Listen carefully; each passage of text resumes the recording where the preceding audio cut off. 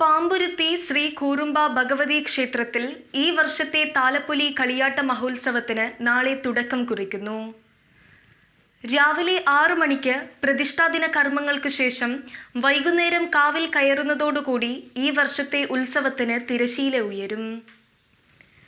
ക്ഷേത്ര ആഡൂരമായ ഭണ്ഡാരപുരയിൽ നിന്നും തിരുവായുധം എഴുന്നള്ളിപ്പും കലവറ ഘോഷയാത്രയും വൈകുന്നേരം 3 മണിക്ക് ക്ഷേത്രത്തിലേക്ക് പുറപ്പെടും. 8, 9, 10, 11 തീയതികളിലായി നടക്കുന്ന കളിയാട്ടത്തിൽ നിരവധി തെയ്യങ്ങളും തെയ്യങ്ങളുടെ തോറ്റങ്ങളും പൂജകളും കലശങ്ങളുടെ എഴുന്നള്ളിപ്പും കൂടാതെ കളിയാട്ട മഹോത്സവത്തിന് പകിട്ടേകാൻ പ്രദേശവാസികളുടെ വിവിധ കലാപരിപാടികളും ആദ്യ ദിവസം ഉണ്ടായിരിക്കും.